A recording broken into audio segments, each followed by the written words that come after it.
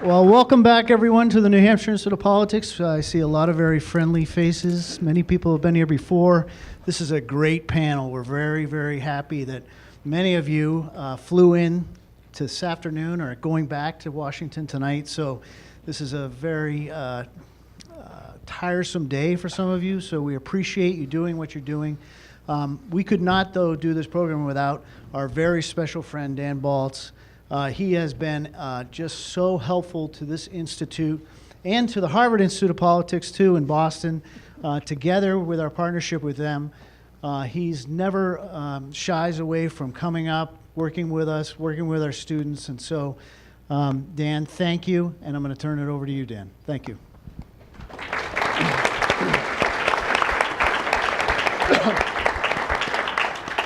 Neil, thank you very much. It's delightful to be back here. Particularly with this distinguished group of journalists, we're going to have a really interesting and lively discussion tonight. All of us have enjoyed spending time in this state. We appreciate the first in the nation tradition, which still seems to persist despite all efforts to get rid of it. I suspect this is a time of relative solitude. In a matter of perhaps months, days, hours, you'll be overrun with candidates for 2020. I hope you're enjoying the quiet time now. Maybe you're getting restless and are looking for more action up here, but be careful what you wish for. We're in for a lively 3 years, this year and the next 2. Also, I think all of us appreciate the balmy weather you've given us. We're not used to 60 or 65 degree weather in February. We're used to what you had over the weekend as opposed to this. So thank you in many ways. We are in a very unusual time, more unusual, I think, than most of us who are on this panel, and probably those of you in the audience can remember. Country deeply divided along partisan lines, a president who operates outside the norms of what we've been used to in past presidents, and news media facing a lot more criticism probably than any of us have remembered in recent times. As president, Donald Trump has called the press the enemy of the people.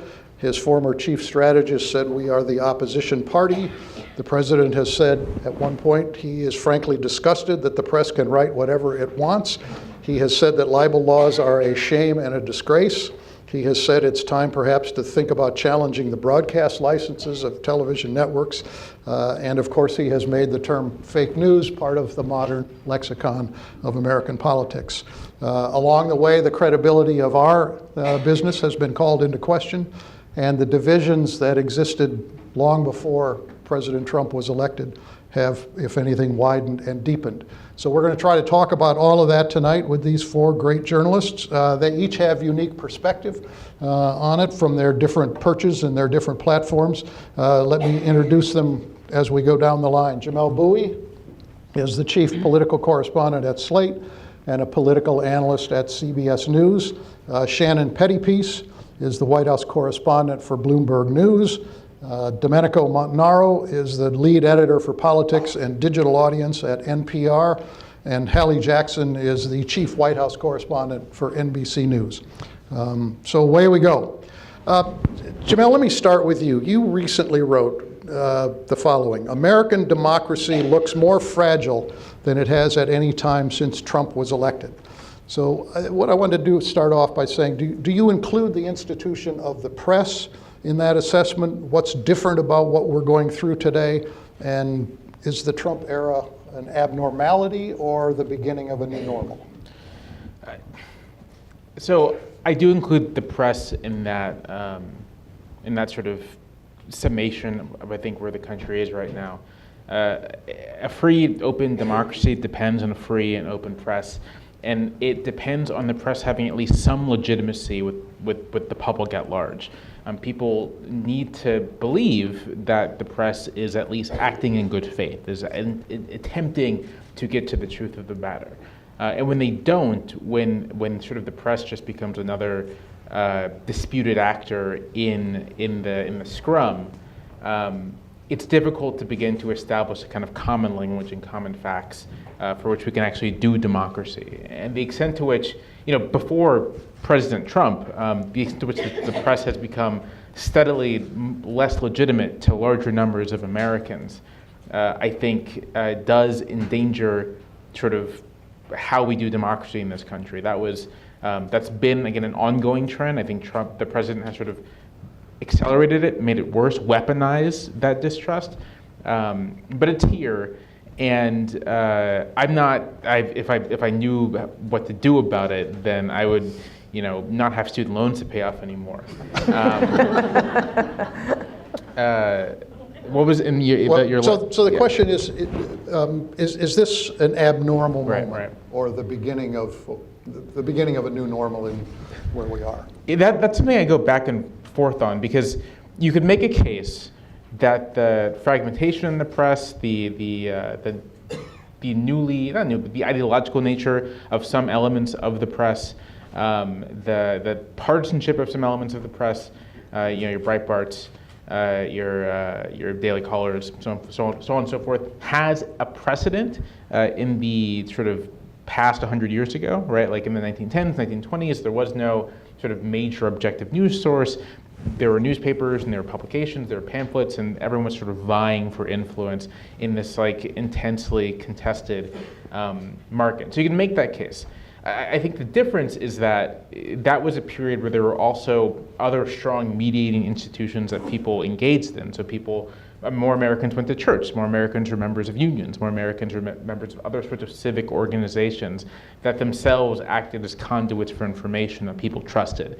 And those organizations, those institutions have definitely declined in modern day America. And so in the absence of these major mediating institutions and with the fragmented press, I do think that we're in this sort of new era, and no one's quite sure what to make of it. Everyone's struggling to figure out how you do democracy in an intensely pluralistic country where increasingly fewer people agree on what constitutes sort of like the common polity and the common politics.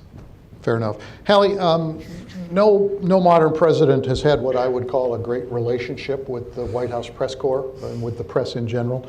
But how would you describe the relationship between this White House and the people who cover it daily? Adversarial. And I think that's obvious to, as you just listed, excuse me, like a number of things that the president and his staff have said about the news media. Now, I will say Sarah Sanders briefs in front of the camera on a fairly regular basis, which is a good thing. There's been a lot of discussion on whether that's helpful. Is it helpful to go to these briefings? Is it helpful for the White House to have these briefings when you're getting what a lot of people view as either not enough information or the wrong information, misinformation from the White House? I personally fall on the side of, I think it's helpful to get somebody on the record to say something about a thing, because that's critical. You look at what happened this past couple weeks has been a good example. The Rob Porter case, the former staff secretary facing allegations of domestic abuse. The on-the-record statements from one day to the next contradicted each other. And it's difficult. There's obviously a lot of background reporting that happens as well, but I think it's important to get these folks to be accountable for something in front of the camera in what sometimes I call them clip and save moments. It may not be useful for you today in whatever story you're working on today, but it will be useful down the road. I do think that some of the antagonism that you see from this White House is performative. It is a little bit playing to an audience. When you shut the door and go back in the West Wing and have conversations, there is often a different tone. And I would say on both sides. And I don't always think that's a good thing. I think that if you're in the briefing, you should act like you do when you're sitting in somebody's office and not perform for cameras, no matter which side of the podium that you're on.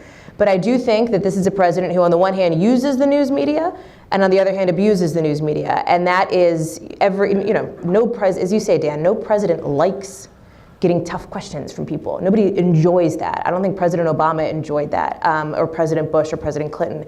But that's the job that we're here to do. I think that other presidents have faced the press more, and I do think that's critical. We just hit it's weird to call it an anniversary, but an anniversary of the last formal news conference, solo news conference from Donald Trump. Now he does, which is the least of any president in modern history. He does answer questions in a lot of other ways. The South Lawn departures, when he flies off and goes to a trip, you're obviously out there yelling questions. He does press conferences with foreign leaders and takes a limited number of questions, but it's different than standing up there and having to face questions from members of the media in a setting where you can actually hear where the helicopter rotor isn't going and there's not 600 people yelling and the Secret Service people going, all right, let's, whatever. So it would be helpful to be able to have that kind of setting. I'm not sure how that's going to play out over the next 3 years. Clearly, it's not going to change. It was there on the campaign. It's there now. It's personal.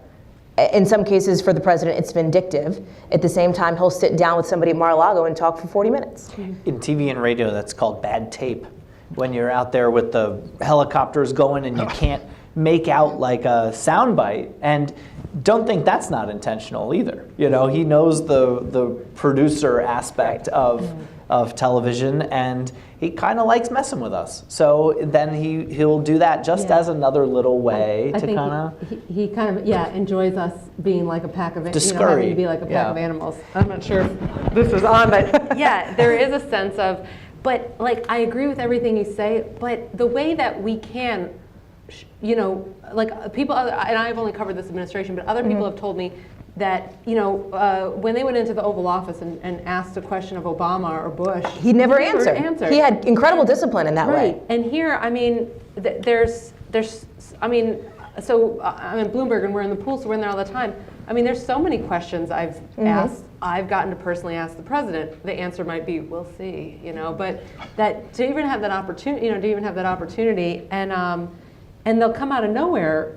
I mean, like I said, like that time at Bedminster when the reporters were there, and he did this like 40-minute Q&A, and basically people ran out of questions, and he took questions to the end. Or he'll come back on the plane sometimes, and a lot of times it's off the record, sometimes it's on the record. So it's this weird accessibility to him also that we have. That it's just it's like everything about him. It's unorthodox. It's not like any other president, but we do get a lot of contact with him. And it is a double-edged sword. I think it's always great to have access and more access. And I think you're right. Like and again, I'm on your boat too. I never covered any former president. I came in on the campaign covering Republicans. I've only covered Republicans and Donald Trump in my sort of political career here at NBC. But he does. You walk into one of these meetings, yell questions, and sometimes he'll take them. He does get to choose what questions he wants to answer. And that goes for his Twitter feed too, because I mean, if you think about, it's as potentially reckless as it is, and when you have U.S. officials going to the Munich Security Conference and saying, don't pay attention to the tweets, like that's probably not what you want to do. We are getting an unfiltered, unvarnished look at what a president actually thinks. I mean, for all of what it is that you may think of what he thinks, you're seeing in ways that you wouldn't actually see from any other president, because they would so carefully craft it. To your point about the adversarial nature, it reminded me, I heard Ted Koppel once say that he's proud to have been in the adversarial camp of every president he's covered. I'm not sure that we need to be antagonists, right? But we need to be, held to we need to hold the line for truth. That's the key. And we need to, I've never seen a story that has had to have 17 sources from your newspaper, but I remember in All the President's Men, they're running around looking for a second. Right. I'm going to get back to that in a minute. I'm sure that all of you have gotten emails or tweets from other people saying, why do you pay so much attention to the tweets? How do you evaluate that? I mean, we've now gone through a long period where we're used to this coming at us. But how do you know when to really respond, as opposed to what U.S. officials said in Munich over the weekend? Don't pay attention to the president's tweets. We have to pay attention, and yet how do we evaluate? What's the measure of how you think about when he starts tweeting what you do?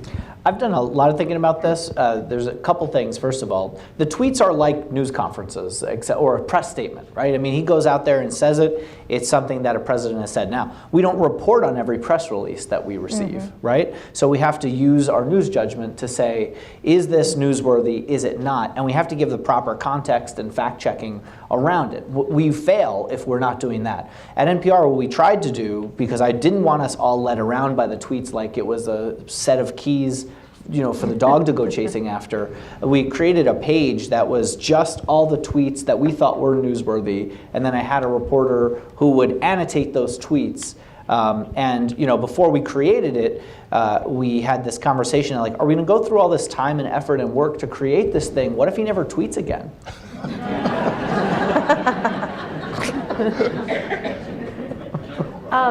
We had I remember at the beginning, it was like, are the tweets what he really feels and thinks, or are they just things he's saying to be, I don't know, provocative or distractive? And I remember talking to my colleagues overseas who they were basically saying, oh no, the tweets aren't, they're just for a domestic audience. That's not really how they feel. And then having a conversation with some colleagues, I forget when it was, maybe in October, where the sense in Europe was, no, the tweets are how the president feels. Like, I think at this point we have enough sense that the tweets are not, he stands by those tweets. He seems to stand by what he says in the tweets. And when he tweets something, and then when we talk to White House officials about what was in the tweet, it seems to be, no, he really feels that way about kneeling in the NFL. He's not just, or that's where he's coming down on this issue. What's his audience for the tweets? Everybody, 47 million people, the entire country, the entire world. These are the president's words. And so I understand that not every president's word has the same kind of weight. As Domenico says, different press releases get covered in different ways when they come from the White House. But they are what the president has to say. But do you see it as performance, or do you see it as statement of policy? I see it as a statement. I see it as a statement of policy. I see it as, I use a visualization. If President Bush popped open the door to the Oval and yelled a tweet, and said it in those words, but it was actually a president saying them in person, would we cover it? So if some president opens the door and goes, we had a really great day with these fun people who came to the White House to talk about X policy. That is sort of one of those tweets that is a little more anodyne. It's something that you might see in a typical president, in a typical administration, quote unquote, traditional. If somebody opens the door and says, I don't know about this porn star who I'm alleged to pay all this money to, or whatever the tweet is, would you cover it if it was any other president? Yes, of course you would, because it's the president's words. And that's how and I get that shiny objects, you don't want to be distracted, and I think it's important to parse out what's critical and what's not, but he's not performing. This is what he feels. This is what he's saying. I think he's always performing, though. Fair. Fair. Right? I mean, I think that it may be what he feels. I'm not sure he knows exactly what he wants ideologically. I mean, I've been thinking about this with the gun debate.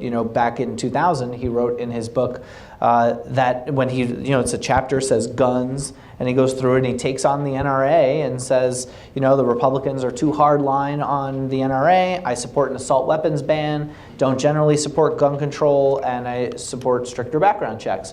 Well, getting through a Republican primary with that message isn't necessarily something that can be done, and he flip-flopped on it.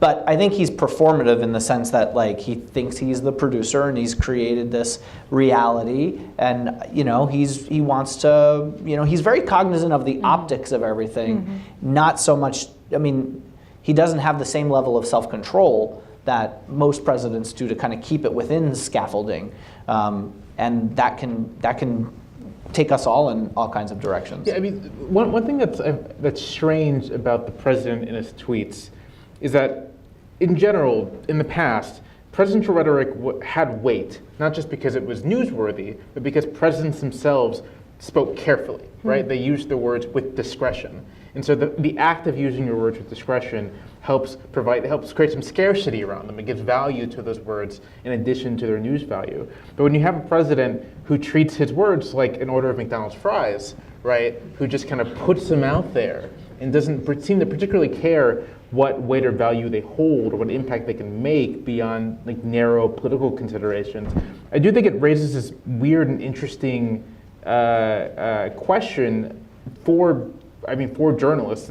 To what degree should we hold those tweets, take those tweets seriously, but also just for everyone whose sort of machinations depend on knowing what the President of the United States thinks. If you are a foreign government, if you are a business owner, if you are any of these stakeholders in the domestic international system, I imagine it must be a bit bewildering to figure out how to navigate when you have a president who doesn't seem to value his own rhetoric. And that's the confusion, especially overseas, because I think in the U.S., we have a way to figure out whether the stuff is real or not. We can talk behind the scenes with White House officials and say, is this planned or was this just him speaking? You can talk to people on Capitol Hill and see if there's actually legislation that's maybe going to be pushed around something that he's talking about.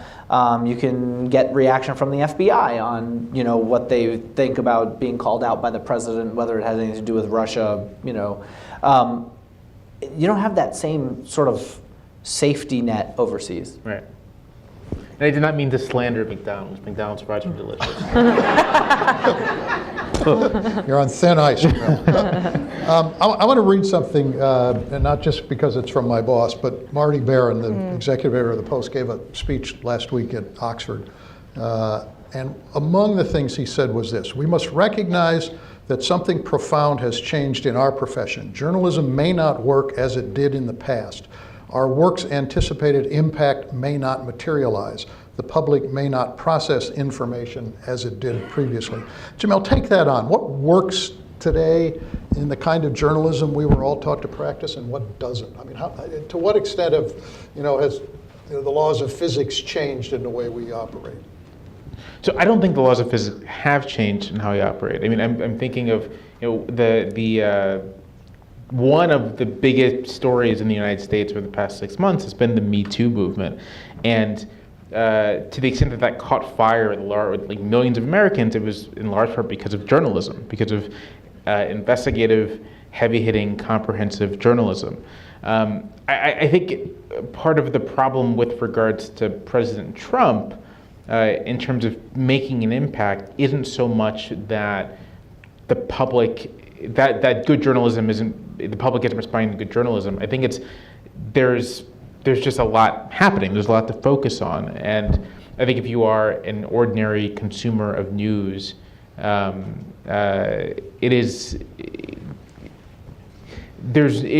you are an opponent of Trump, if you're not an opponent of Trump, there's so much happening. There's almost a paralysis of choice going on and a paralysis of attention.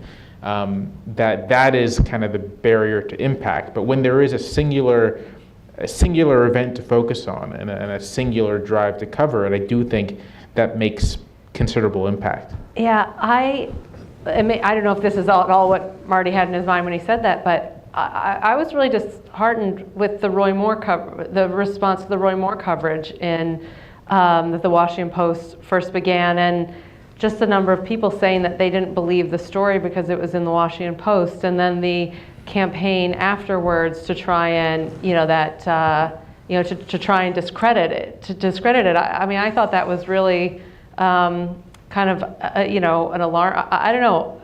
I felt it was really, things became real, that you had a really well-reported story that followed all the rules of journalism, and there was a group of people that just weren't going to believe it because of the venue that it was coming from, because of the source it was coming from, and the source being, one of the world's greatest newspapers, So I thought that really said, well, this is real. And I know that eventually, that Roy Moore lost, and I'm sure you can attribute it to that. I'm sure there's other factors too.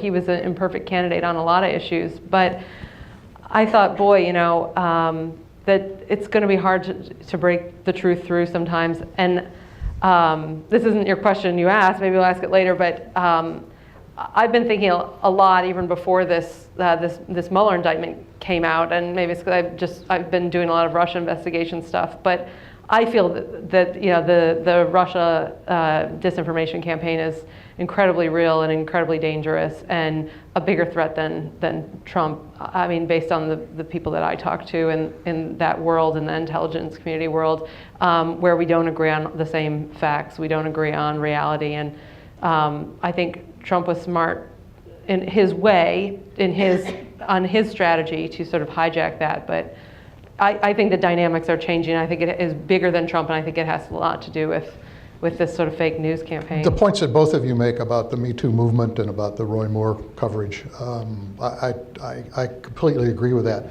And yet there is something unique about the president and the degree to which he has defied what we often have assumed are the metrics that affect a politician. Can both of you sort of take that piece of it on? What is it about Donald Trump? Hallie, you went through that campaign. Domenico, you've been through a bunch of campaigns. As you look back on 2016, what did you take away from why we somehow didn't fully understand what was going on, or the degree to which he seemed immune and sustainably immune to things that took down other politicians in the past? So I think there's a couple of things. To the first part of your question of when you look back, what did the media writ large do wrong? I think it's still something that we are still doing wrong, which is a lot of media people live in New York and DC and never leave. They just don't. And I think you lose a big connection with what people in the rest of the country feel. I had such a different experience on the campaign trail. I didn't go home for like a year. I mean, literally, I was on the road living in Iowa and here and everywhere else. I was telling Dan when I flew in, it was like... Do you like this place better than You're not Iowa? allowed to mention I mean, clearly. But I was This is on tape. Yeah, exactly. I declined to comment, thank you. I love New Hampshire. And I was telling on the airport, and it was so familiar because we spend so much time here, and the Dunkin' Donuts we would always go to and all of this. So it's great to be back. I do think that being on the road, I had a very different perspective on the campaign than most people back at, whether it's in New York or DC or the news headquarters, whatever organization you were, because you were literally out talking to people every day, not at campaign events. I had to eat. We'd go to breakfast, and people would talk to you, and you would talk to people with different perspectives and different views, not because you were at a political event, but because you were just grabbing something at the CVS and talking with the clerk because you've been traveling and needed a razor or whatever it is. You have interactions with people. That happens, I think, not enough in media, and I think that's a critical issue. We try to deal with it. I also have an MSNBC show. We do Outside the Beltway weeks regularly. We have to do them more, where we go and do the show from a different location and just to make the point of trying to get outside the bubble a little bit. I also think that the media has had to have a real gut check moment. Because what Donald Trump does is he takes a kernel of truth. He takes something that somebody did really get wrong. It was actually a mistake, and manages to exploit that in a way that paints with a very broad brush. So I think of, for example, a person that we all know in the White House press corps made a mistake very early on in the administration about the bust of Martin Luther King Jr. in the Oval Office. To this day, a mistake, by the way, that was corrected and apologized for. To this day, that is something that administration officials will still talk about as an example of all media being bad. And I think that is something that the president has gotten very good at. And then finally, and I promise to let you talk, he's also very authentic. When he doesn't like something, he speaks about it in a way and in language that I think resonates with a lot of people. He says that's crap, and people are like, yeah, that is crap. And he doesn't hide behind politician talk. I think that the embers of cultural grievance have been sort of sitting like hot coals sort of beneath the surface of politics for a while. And he was able to exploit white grievance in particular. I mean, if you look at all the polling afterward, the issue polling about the things that are able, the Public Religion Research Institute did this poll about how to identify support for Trump versus doing cross sections of cultural grievance types questions. Immigration, is it bad or good for the country? Welfare recipients, lazy, not lazy, those kinds of questions, right? Those things weighed out far more heavily than economic concerns for being a predictor of who Trump supporters were. Something like 52% of non-college whites or some college whites said that they thought that discrimination against whites was as bad a problem, if not worse, than discrimination against non-whites. So when you see things like that, that tells you a little something. And I think that there's been so much frustration with Washington, with the establishment, the way things have been done from this group of people who feel like they haven't been heard, right? And you have this guy come along talking about, it's okay to talk about your grievances, even if you're going to say it's economic. And it's okay to talk about these things that, East Coast elitists with shiny degrees, say that your opinion doesn't matter. And he goes out there and says, I'm going to talk for the forgotten man and woman. And when we go interview people and we're like, oh, that must be the thing that they're going to say, oh, he's done. There's a deep reservoir of support for him among that group of people because he went to Washington to do what they wanted, which was essentially give a giant middle finger to Washington and what it stands for. And the fact that he's not getting anything done, quote unquote, and of course he's not, is what they'll tell us. There's a deeply entrenched swamp, and you're not just going to get everything done. But he's going in there and he's making you all look bad.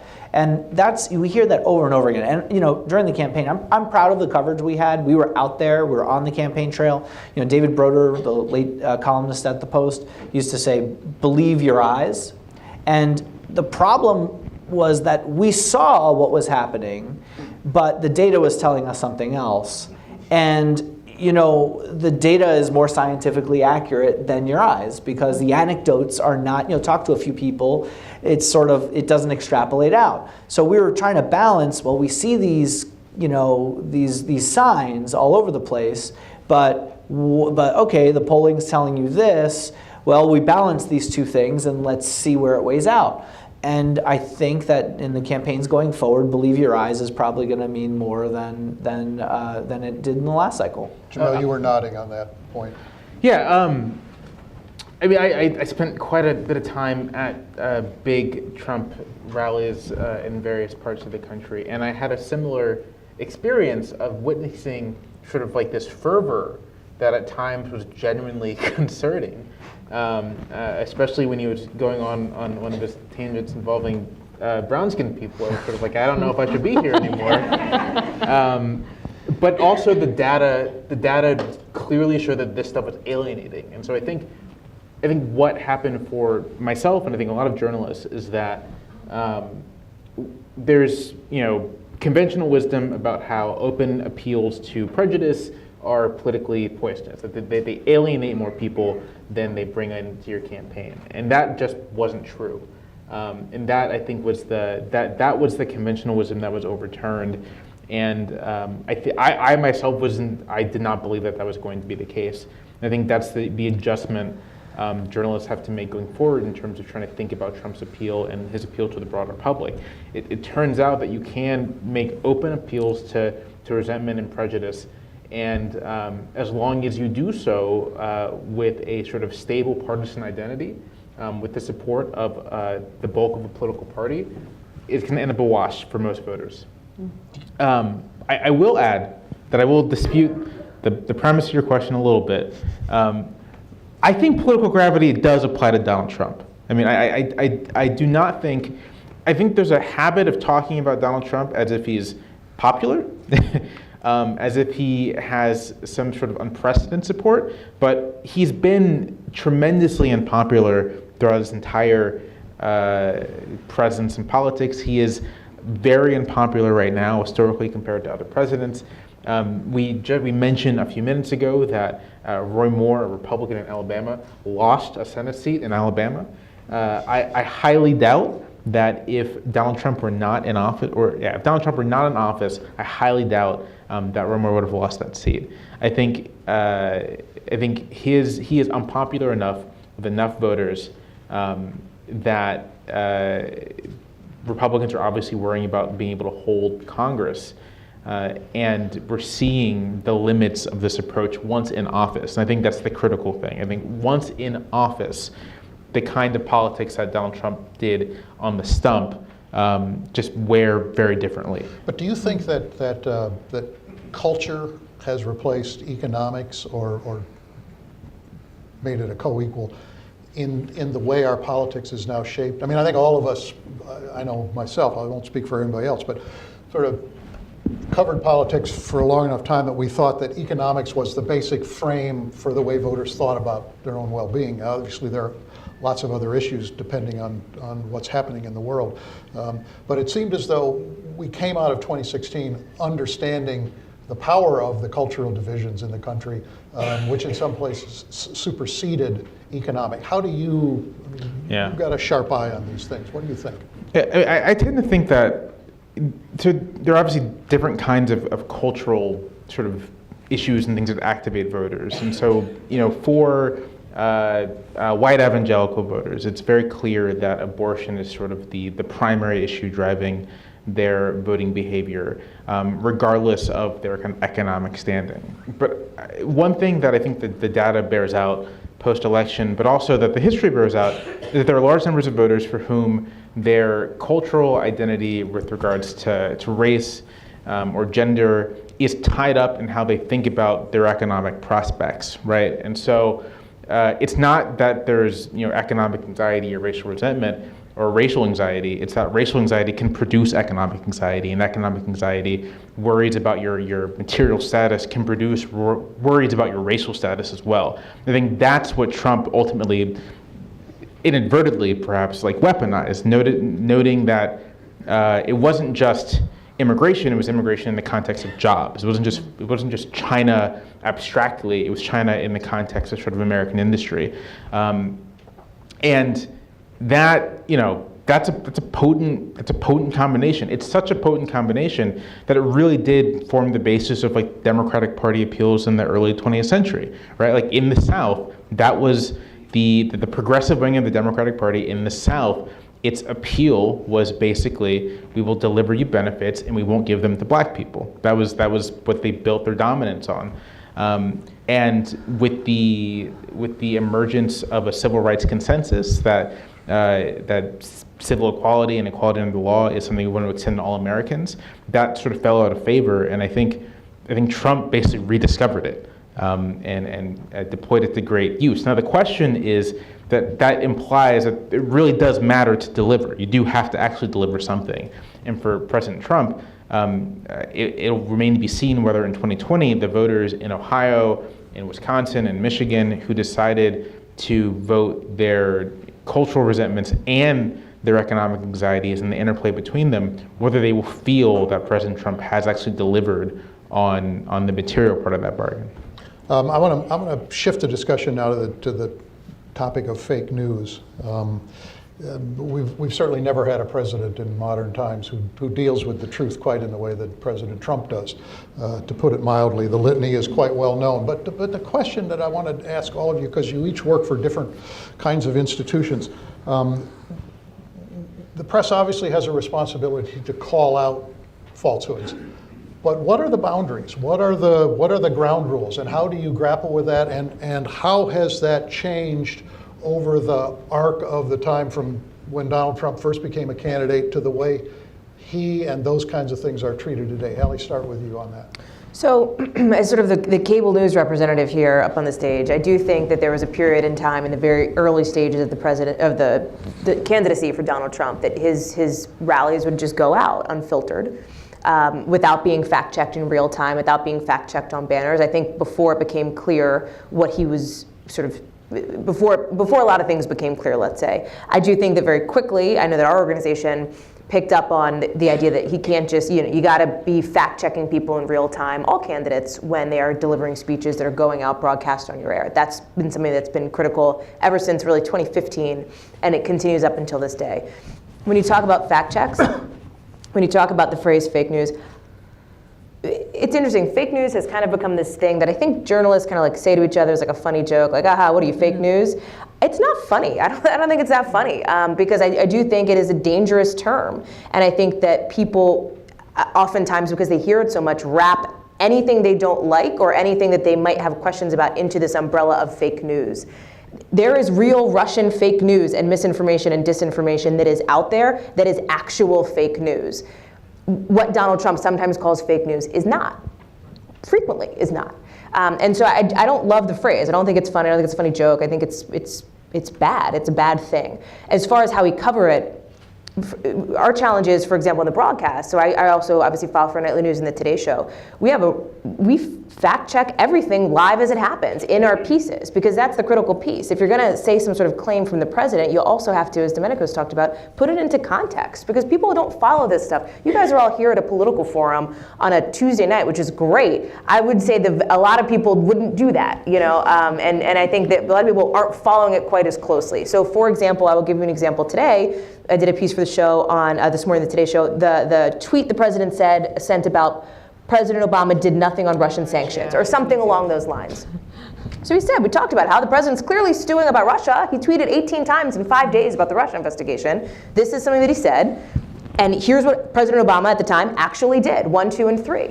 And here's what a top Democrat is saying, et cetera. So you have to fold that into the context of your pieces. And I think for us, it's critical to do that, even if you only have 1 minute and 45 seconds to tell a story, which we do on the broadcast news. You have to put that in there. It's just non-negotiable. And I think that helps. I think Shannon made a really interesting point earlier about the Roy Moore race and the fact that despite the people named in the story, never mind that people didn't believe it, that it just had zero credibility because of the outlet it came from, which should have given it more credibility in the first place. I think that is, there used to be rules, right? I mean, there used to be, as a consumer, you might not believe a piece that just had a bunch of blind quotes in it, right? Because nobody's name is attached to this thing. What do I know if this is real or not? That stuff goes on like page 6 of the New York Post, right? Like blind item, what's happening, such and such is pregnant, like whatever, right? And, and this, the Roy Moore thing, and frankly Trump during the election, women came forward with their names attached to their story. And not one woman, not two women, dozens, right? I mean, if you combine the two. There's supposed to be a level of credibility that goes to someone's name and story and face being a part of it, rather than it just being fake, because it came from the Washington Post. I mean, that is a slippery slope, problem in this country that I think Marty's exactly right about. That, I think one side of the spectrum has I think, wants more of the fact checking, and another side just wants to dismiss it. And it's a very difficult thing to break through. I mean, I can tout the fact that NPR came up with a great fact-checking annotation tool during the campaign. 2 of the fact checks we did, and one of the for the debate, and then with his 100 days promises, we annotated those. And Chartbeat, which measures these things, said that they were the two of the biggest stories they had seen all year, which for NPR is like, if we had a nickel, like, please, like,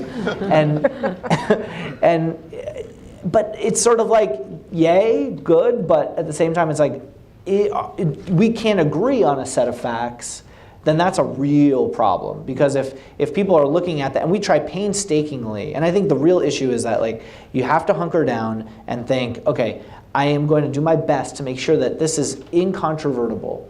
That the study I cite, that the facts that I use for this are incontrovertible, and I do it with sobriety and without like a taint of bias, snark. Right. We have a podcast and we try to. Is that because the stakes are higher right now? I think so, because you're going to get called out almost immediately, even if something is slightly, Like Hallie talked about the Martin Luther King bus. Yeah, right. I mean, a small thing which was quickly corrected. which was an innocent mistake, Yes. and was corrected. There can always be a debate among people about data, like, well, why did you use this unemployment number rather than this metric? So even when there can always be a debate, but at least that's in like the same realm, a similar realm of Trying to get to the same facts. We're sort of talking yeah. in the same realm. But then some of these fact check issues, we're not even agreeing on, like using information from the CDC or the NIH. Well, there's people who don't trust the CDC or the NIH or the FDA. So don't trust the Bureau of Labor Statistics. I think that's kind of like a smaller. I do think that's an outlier. The president himself cites economic numbers when a year and a half ago he said that those numbers were not right. I do think that Domenico hit on something when you talk about sobriety and the tone. I think that's critically important. I think for most platforms, unless you're an opinion columnist or an opinion show. But are you all more sensitive to that today than you were 2 years ago? I feel like it. I feel like we are at a moment where we have to do our jobs flawlessly.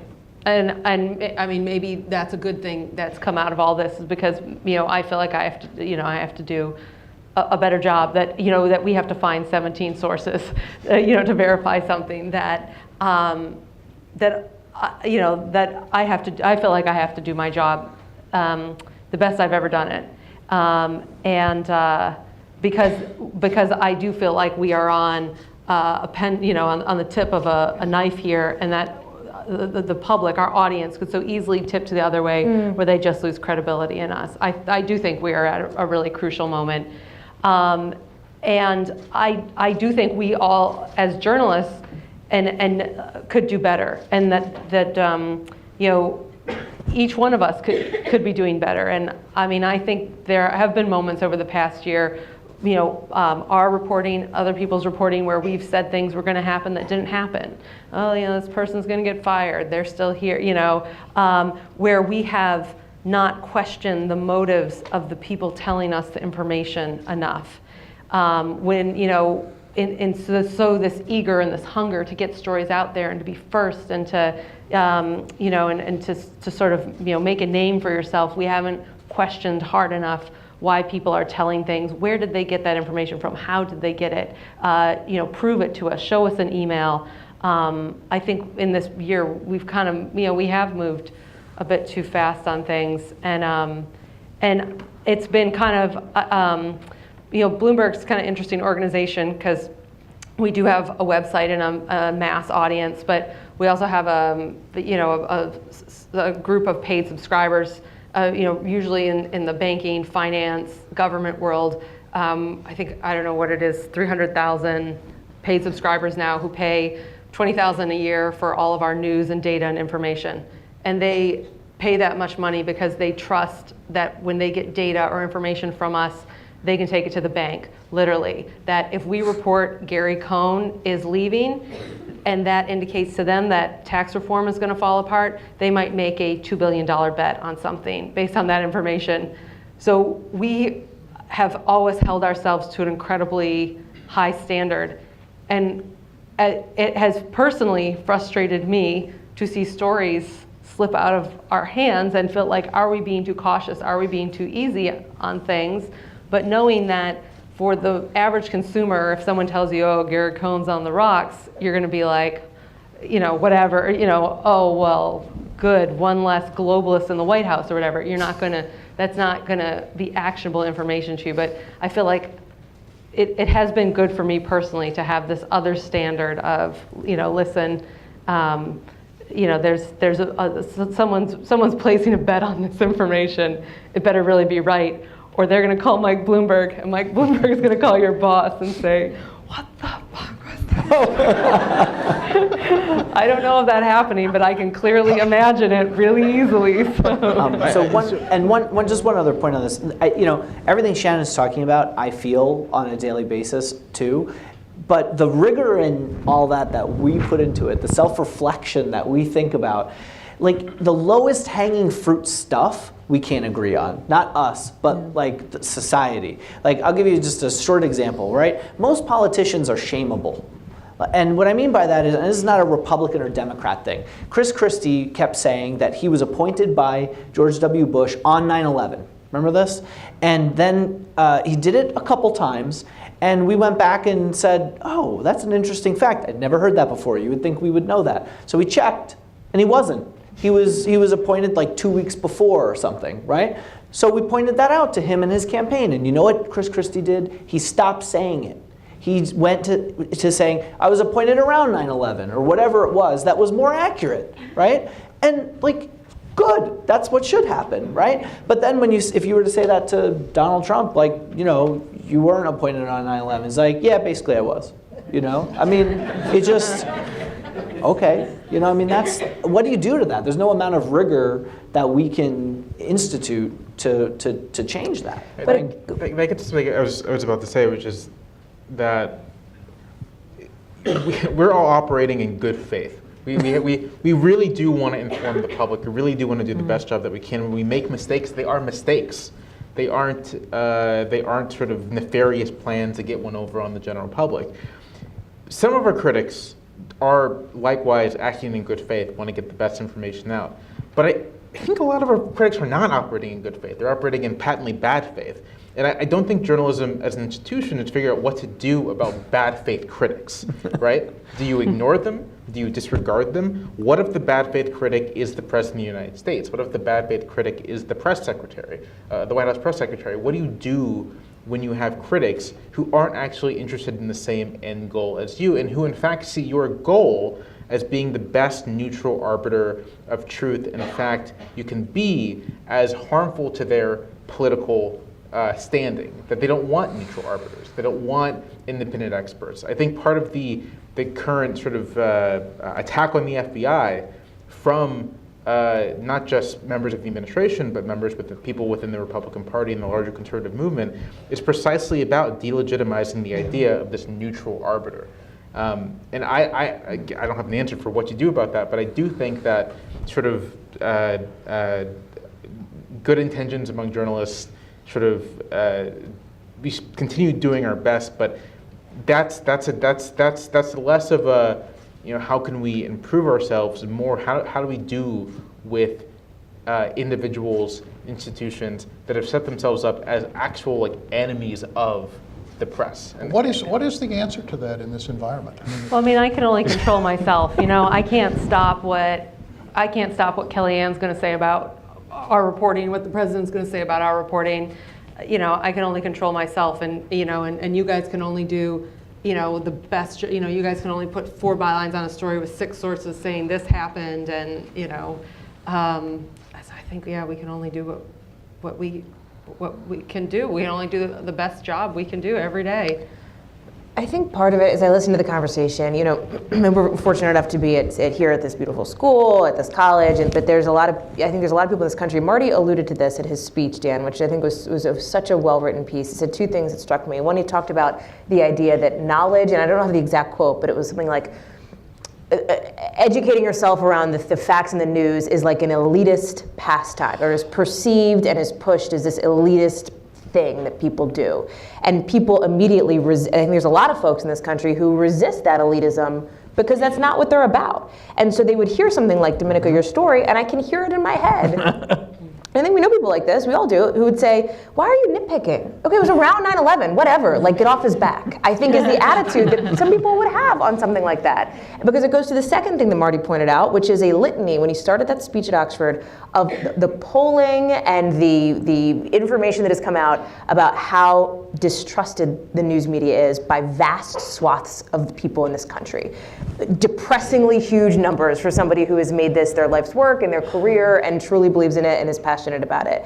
And so I do think that those are the people, and it's not just, as Jamelle talks about, the bad faith critics, because there's obviously those things happen and there's think pieces and all these, but it's just it's people at home who just don't trust you. And I think you have to change that, and part of it is by being really transparent. Before you hang on 1 second. Yeah. We're going to turn to questions from you all any minute now. So there are going to be microphones which will be moved up a little bit in the far aisles.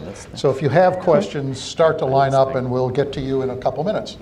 So the thing that I was going to say is that I think this brings us to the next level of what journalists aren't used to doing. And that's explaining to the general public why some of this stuff is important. What is normally known as the nut graph in a story, we have to pound that nut graph. Explain what that term means. A nut graph in a story usually tells you the so what. As the former English teacher, I taught high school English, and I would say to 14-year-olds when they would write stuff and it would just go on and on and on, I'd say, so what?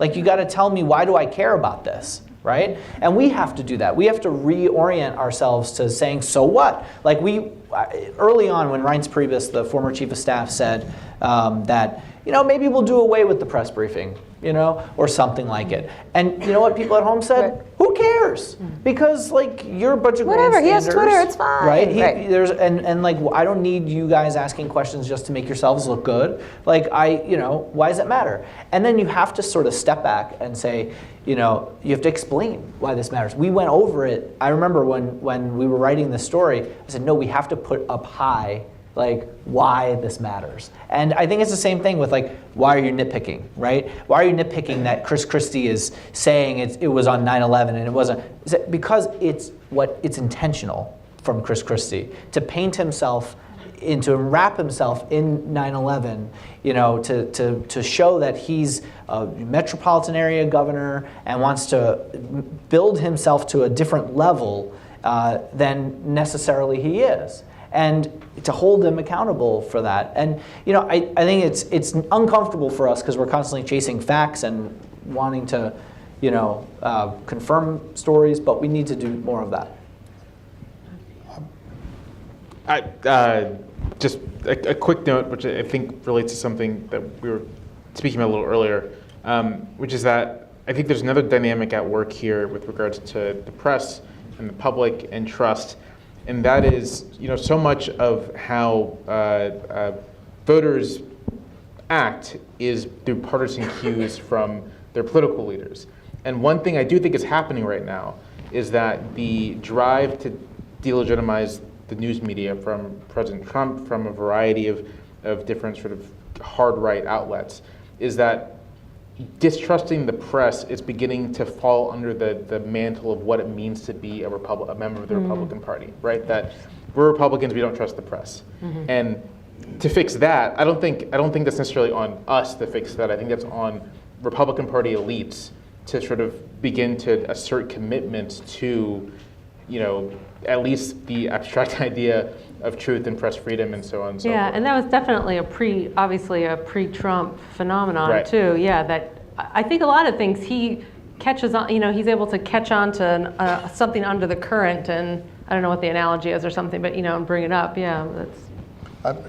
To Hallie's point about the distrust and some of the things that Marty Barron was talking about, there's a recent survey that Gallup and the Knight Foundation did, and Jamelle, your point is absolutely right. On most of these kinds of questions, there's a clear partisan difference, and Republicans are much more skeptical of the press in general than are Democrats. But 66% in this survey say the media do not do a good job separating fact from fiction. 66%, this is of all people, not just Republicans, 66% say news organizations are sometimes too dramatic or too sensational. 65% say there is too much bias in the reporting of stories, and 64% say there is too much bias in the selection of what stories news organizations cover and don't cover. And I think that's a basic difference in the way people see the role of the media and what people are selecting.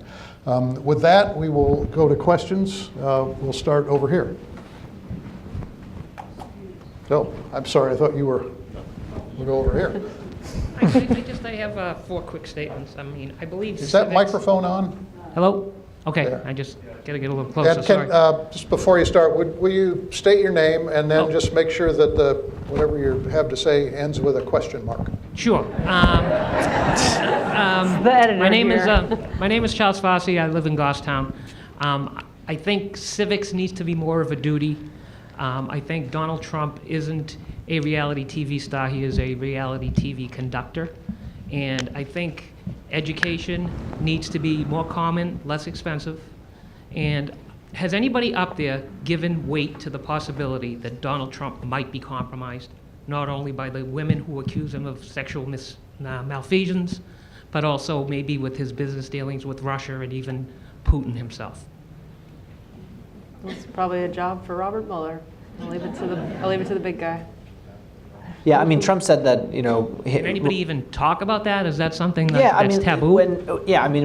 Our job is to find out what his dealings have been with Russia. And I think that the Wall Street Journal in particular during the campaign had a piece that was pretty lengthy about ties to oligarchs and things like that, and how he tried to build, Trump Tower in Moscow. So we sort of can't jump to an end conclusion. I think most people shouldn't, but in particular, our job is to kind of piece things together without any sort of thesis going into it. And I think that can be frustrating for people because they want reporters to sort of give us everything. And these things are complex and they're complicated. You're seeing that the Mueller investigation that Shannon alluded to is taking some time, and it's actually moving at a pace that's actually faster than most investigations have moved in prior years. So, I think it's interesting. Trump has said notably that if Mueller looked into his finances, it would be a red line for him. And we know he is doing that. We did, for example, a podcast Embedded where we looked into just specifically Trump Tower Soho and how much of the money had come from foreign, from people from other countries who they were using to inflate the numbers of the people who they could say were renting it. And so it's very complex and and that was an hour program that was deeply reported for months and months. So I think answers will come out, but it's going to take time. But he's affecting policy as we speak. I mean, that's the whole thing. I mean, I think journalism, maybe it's time to put a JR or something in front of a journalist like you do a DR for a doctor.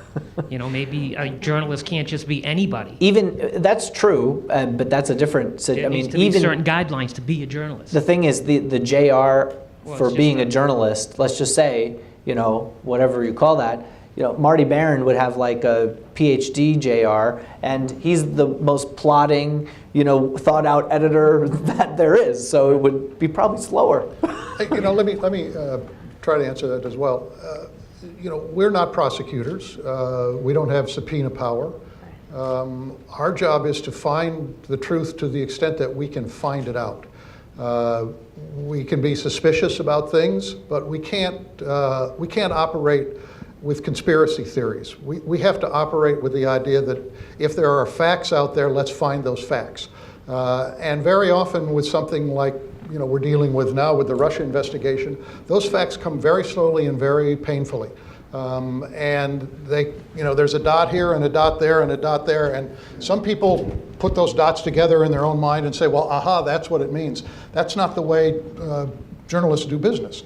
I mean, we have to do it in a different way. Our credibility is on the line. I mean, our credibility is everything. No, I agree with you 100%. I just think that some people are actually following the rules and some aren't. It's when you put a statement out there that's not true. Shouldn't there be maybe a verifiable fact, like if something is a fact, that we actually have a way of telling it's a fact, so you don't have to just make any fact that you want? Well, the fact checkers at every organization represented on this stage have worked overtime for the last several years. But one of the things we have discovered is that some people pay attention to what those fact checkers conclude and other people don't, that people disbelieve the fact checkers. There's a famous comment that a Republican political operative made during the 2012 campaign, which is that he said, we're not going to let our campaign be dictated to by fact checkers, which is to say, we're going to decide what we want to do, and if they want to call us on it and say it's wrong, let them do it, but we're going to go ahead and do what we want to do. So that's the environment in which we're operating. So we do what we can under the way we know how to do our business.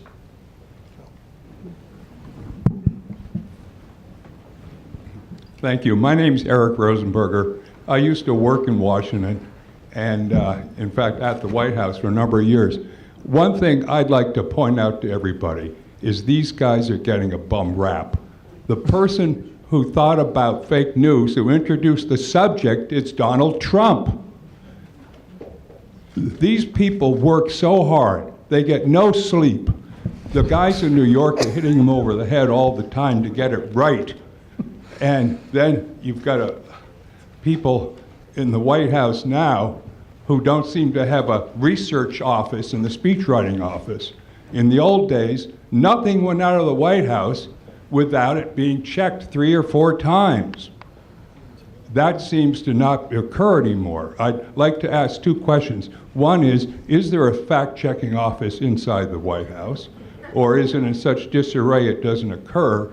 My second question is that some folks say that Jeb Bush might be president today if the news, let me just use the word media, had given him as much coverage as they gave Donald Trump. Every night Donald Trump was on television, Jeb Bush might have been on, I don't know what the numbers are, but it was such a small amount of time that he really didn't have a chance.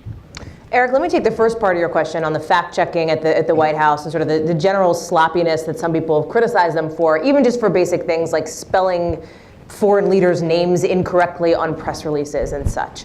That is, I think, so is there a separate fact-checking office? Each sort of agency or office, and Shannon, you might be able to speak to this too, has their own sort of in-house people that put out these statements, that put out these speeches, et cetera. What comes out of the speechwriting office, for example, is exactly what that speechwriting office wants to come out. So if there is a misstated fact, they know it.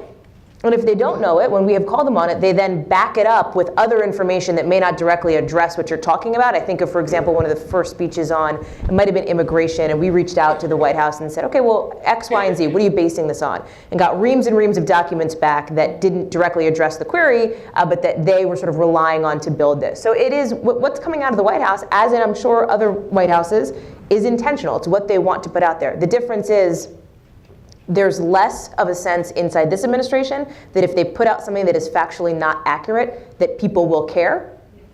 And that's just a fundamental difference, I think, in how this works. And I appreciate I get plenty of sleep myself, 12 hours a night, you know, so it's totally fine.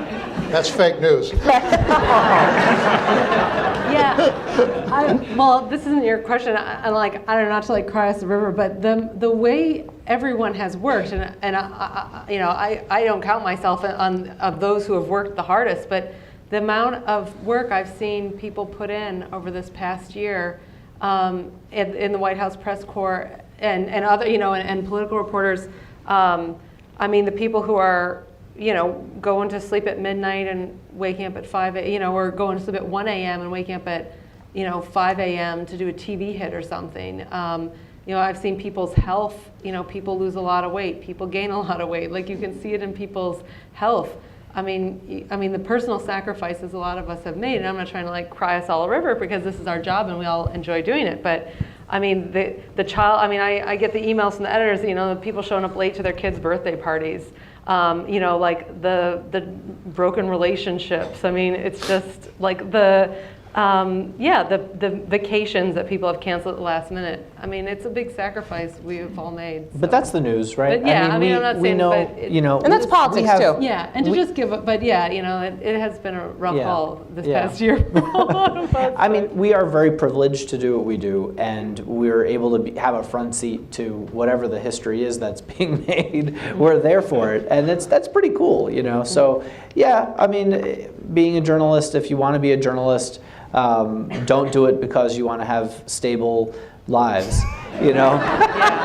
And we're not Do it because you're obsessed. You're obsessed with the news, and you're For young idealistic. people in the room, don't turn away from journalism. No. I'm Don't saying listen to Domenico. It's a great life. the pep talk was coming. I said you've got to do it because you're idealistic about the role that a free press plays in a democracy, and I think that's why we all do it. And it's been heartening to see how many of my fellow journalists have remembered that or realized that again, to say, it's a critical piece of what we do. I mean, I every day think about taking the complicated and making it understandable for regular people. And I think about people like my dad who love politics but aren't always as informed as they should be and have opinions about stuff, but we want to be able to help fill it in. So I think it's a critical role, and we're very lucky in this country to have more press freedoms than generally almost anywhere. But if you can picture yourself doing any job other than journalism, go do it. If there's anything, if you're like, All right. maybe I'll be a lawyer. Shannon is excused. Next question, please. Killed my.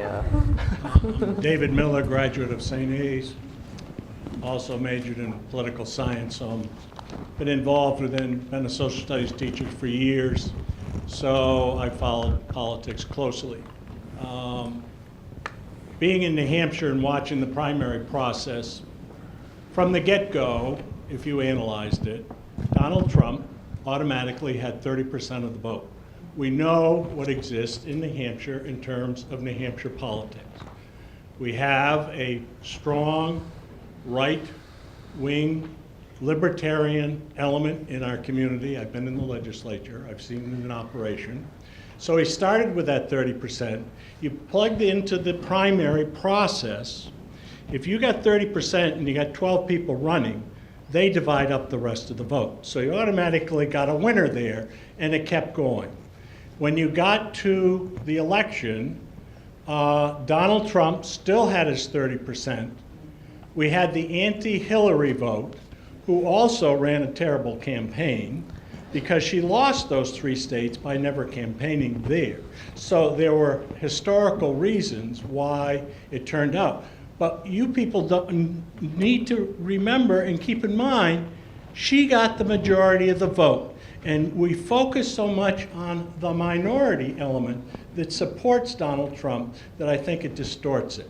So my question to you, number one, is, as people, first of all, I want to recommend and strongly support your strong moral, ethical character.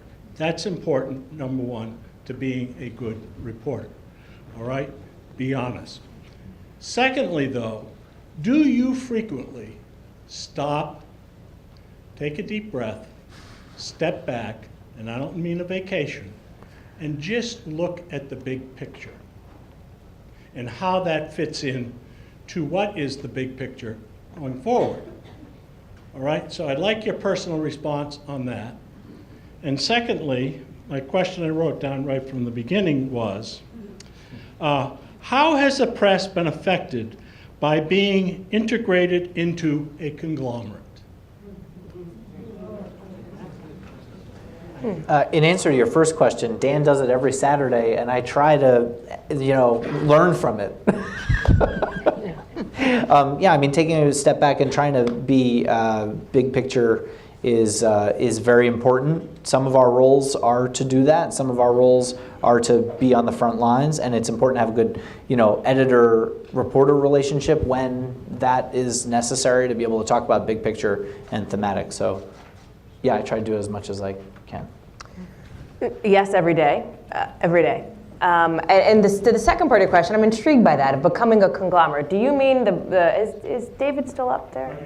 Hey, do you mean like the fact that the corporate, people have sort of merged corporately? What do you mean by the idea of a conglomerate? Or do you mean that we are now all lumped in, Breitbart and Raw Story, all in sort of one big spectrum? We had an ABC, a CBS, and NBC. We still do. And we had newspapers who were pretty independent, family-owned, or what have you. But we don't have an NBC and CBS or that is independent of the owners who have bought them out as an investment. Speaking as just an NBC reporter, as an NBC journalist, I couldn't respectfully disagree with you more. No, I care. I would just tell you that editorially, I've never had ever once had any interaction editorially with any sort of corporate overlord. I just don't. And the news division is insulated. I think that I can't speak for other organizations, but I know that at NBC, I previously worked at other groups as well, and there's a very strong wall between the corporate side and the news side and the news division. And I've personally, I don't know any colleague of mine that hasn't felt influence in any way from sort of the sort of conglomerate people that run the network. Obviously, we're a big network. We have branches everywhere and lots of tentacles. But I know that I personally feel like the news division does its thing. Yeah, I mean, I think that's true, that the corporations that we were, well, I worked at NBC and I've worked at CBS. I never got a top-down feeling. I will say, though, there is a problem that's happening, and it doesn't have to do with like corporate structure of media or news. I felt it more acutely when I worked at a local newspaper. When we talk about family-owned, I worked at the Asbury Park Press in New Jersey, which was a great feeder newspaper years ago. Big circulation. We had something called we had a 68% penetration rate in our 2 counties that we cover, which meant 68% of the homes had a blue box out front to get the newspaper. The problem was when Gannett took us over, all of a sudden it went from a newspaper that made 20% profit every year to a newspaper that needed to make 20% profit and an 11% growth on top of the 20% profit. Well, we can't invent Katrina. We can't invent 9/11. These horrible things that happen, we can't make new microwaves, to sort of satisfy the street and be able to grow year over year. It was still a profitable paper. And then what happened was it got its legs taken out from it so badly that because we weren't making the 11% in addition every year, then the newspaper shrunk. We were using more AP stuff on our front pages. 175 positions were left dark when I was there. And that was a real problem. Mr. Moderator? Sir? And ladies and gentlemen, in the interest of our guests' generosity, because they have to catch planes, if everyone could ask the shortest questions possible with the shortest answers possible, everybody in line can get a question in. All right. Well, Chip, I don't know if we can get everybody, but let's see what we can do. Quick questions. I don't necessarily think that. I wish that you weren't the ones that I had to ask this question to, but I don't think anyone else is going to answer it in the White House. So what can people do to protect themselves from the fake news, the actual Russian campaign, that type of stuff? Because we do have that capacity to protect ourselves from that, but I think there needs to be some guidance in that regard. And again, I don't think that's a question I should have to ask you, but apparently that's where we're at in the world right now. Who has a quick answer to that? I was just going to say, it's incredibly difficult. I think everyone's trying to figure it out. Facebook's trying to figure it out. Twitter's trying to figure it out. Like news literacy wise, I guess just go to I think, sort of the established trusted sources. What I do as a reporter, if I'm not sure something's true, I double source it. So if you read something somewhere and you're not sure if it's true, Google it, see if it comes up a second place, or try and go to the original source of that information, the speech. If someone said it in a speech, try and find that speech. If it's data, try and find it on the NIH website. But regular consumers shouldn't have to do that, so it's unfortunate. But you do have to do it, so verify everything. Verify, and don't be part of the problem, right? Don't go and get in on part of the, not that you will be, and that's nothing personal. But I mean, as far as the comments and talk about you're a troll and you're a bot and all this, just verify everything you possibly can before you click that retweet button or share a link. And I'll say on a thematic level, one of the interesting things from sort of just reading about the Russian troll farms and their techniques is the things that they did was they targeted divisions in society. So they would produce material that sort of tried to flare up racial resentment, tried to flare up resentment against all kinds of groups. And I think if you see a story that really seems targeted towards creating an emotional reaction against someone, that also seems shoddy and weird, it's probably fake news. And that just isn't sort of things from Russian bot networks. It's also, there are these outlets out there like Gateway Pundit, or I always say Breitbart, that traffic in exactly the same kind of stuff, that the stories they produce are designed to mislead people into these angry, highly emotional reactions that are trying to divide. And I would say keep an eye out for that kind of stuff. Hi, my name is Lisa, and I first just want to say thank you so much, because I follow every one of you, and I really appreciate everything you do.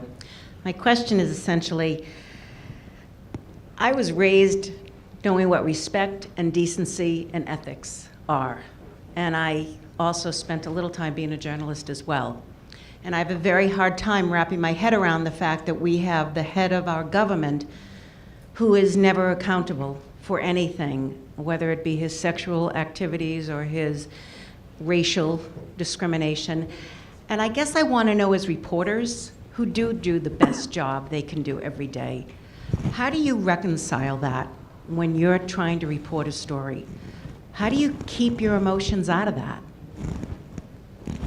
Well, I think we have to stick to the facts. And we all have personal opinions and personal biases. And I think the most important thing as a reporter that I'd learned before I even started covering politics was to make my biases conscious, so that I understood where I came from, the tapes that I'd heard growing up, what my parents believed, and try to put a degree of separation between that and figuring out what the facts were, and not to let my personal feelings get in the way of a story, and to make sure that if a story had a certain direction that it was going, that you always have the strongest argument for both sides. Like, that is a really critical piece of it. And working with a good, sharp editor who can keep you honest is also really important.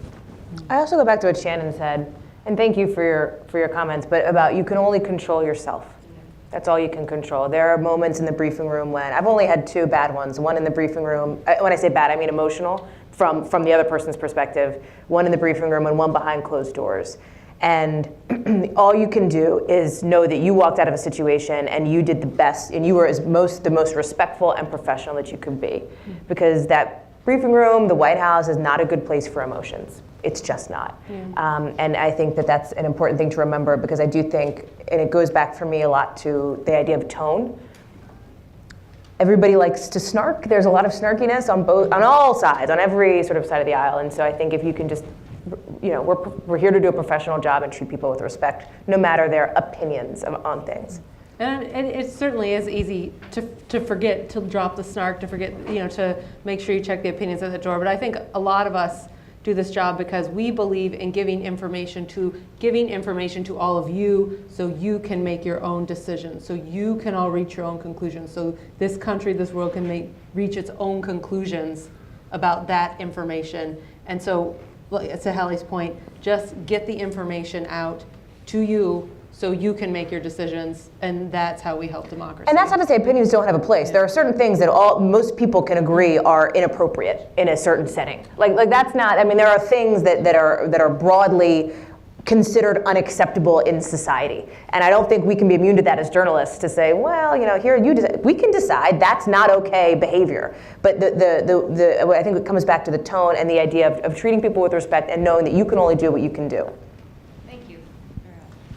Hi, thank you. My name is Shannon Reed, and I want to pick up on something that Mr. Bouie said about how journalists are not acting in bad faith. They're acting in good faith, and I certainly believe that, but I wonder if you can comment on the distinction between the whole good faith, bad faith notion versus agenda-driven reporting, or news that is agenda-driven. And I think of years ago, a good friend who worked for the Washington Post then and still does, schooled me on the difference between an article and a column. And these days, there's such a dramatic expansion of the column type of news, which is more, the talk shows, the snarkiness in a way that comes into those talk shows, the reporter who becomes a celebrity for being provocative, where it comes across as more agenda-driven than factual. Can you comment on that? Sure. I mean, so I'm an opinion journalist. That's like my job, and the way I approach these things is that if by agenda you mean someone is trying to sort of put forth a particular, they're trying to advocate for a particular point of view. I don't see my job as one of advocacy. I guess maybe commentary as opposed to advocacy. Right. I see my job as taking the news and trying to both add more information to it, whether that's through reporting, whether that's through historical research, whether that's through collecting data and information from experts and people who do that kind of professional work, and trying to place news events into whatever the proper context I think is appropriate for them. So that's how I would distinguish it. Someone, when I'm reading a piece, how I figure out what I think is sort of worthwhile is this person actually trying to figure out the best case for both their views, kind of drawing from as much information as they can, but also sort of the other side of the question, the other perspective, the other complication. And I think a good careful read kind of can show you when someone is omitting information, when someone is very clearly trying to present information in a way not to inform you, but to sort of advocate for a partisan view or an ideological view or what have you. Okay, let me pick up on that. I think that's a very good question and an important question. I think that one of the things that's happened, and it isn't because of Donald Trump, it's just one thing that's happened in the nature of the news business and the nature of what we all do. Partly because of television, a lot of people, good reporters, now do their writing if they're working for a print organization, and then go on TV and often talk about things that are not necessarily directly in their bailiwick. We're all, in a sense, asked to be knowledgeable about everything. And in that context, it is often harder to stay on the side of the line of what you know from your reporting as opposed to kind of what you think about things that you've read and heard other people say. And I think that the more there is the pressure to do that or the opportunity to do that, the more it does kind of blur the lines in people's minds. And I think some people navigate that line fairly carefully, and other people don't. But I think that it's something that we all need to be quite conscious of, because we are in such a, as we've talked today, we're in such a sort of fraught moment in which we're watched much more closely than we ever have been before for any sign of whatever, bias, prejudice, snarkiness, and that sort of thing. Twitter, Twitter late at night is not a friendly place for most journalists. Boy, does Twitter make right? it hard. You just have to, just sort of turn it off, or slap your hand from starting to do a tweet. So I think it's an issue of concern, and I'm glad you raised it. As someone who walks a line between editor and analyst on the air and behind the scenes, I have a rule for our other reporters, and I try to do it with myself, is if you're starting what you say with "I think," it's a problem. You know who's so good at that? Bob Costa. So we have him on my show all the time. He will say things, and he'll say, based on my reporting, and that's how he starts his sentence. And I think it's exactly what you should be doing. What is based on your reporting when you're in that reporter position? And he's somebody who's great at it. Journalist and currently media researcher. I don't know if you guys have seen it, and NPR's reported on it, the RAND report on truth decay. And it's a fascinating study of other eras when we were in similar situations of declining trust and trust in the media and the fungibility of truth, and looked at the yellow journalist era and the Roaring '20s and the Watergate era. And it didn't really give any conclusions, nor did it leave anybody with any hope. And I'm wondering whether you see an end to this. Is there a way out of what, other than double checking and fact checking and doing your jobs? Do you have this sort of sense that at some point, and we got through those eras, do you have a sense that we will eventually get past this? Call me totally naive and just a Pollyanna, because I'm very optimistic. I have optimism about it. I do think that I think every day about this question, or we're going to get through this moment. You have to put your head down and do the work, and you just have to hope the tunnel is going to come out the other side, and that the pendulum will swing back to the middle a little bit. When we talk about this pendulum, I see it a little bit as a pendulum of people don't trust us at all. You look at those stats, 66% of people think that we are just full of it. As members of the media, they don't believe the things that we're saying. They don't believe that we can separate fact from fiction accurately. You have to hope that eventually comes back as a journalist's way. Maybe that's the most naive opinion of this panel, but I think otherwise, how do you get up and do your job every day? I don't know. I'm here for that pun, first of all. Truth decay is pretty good.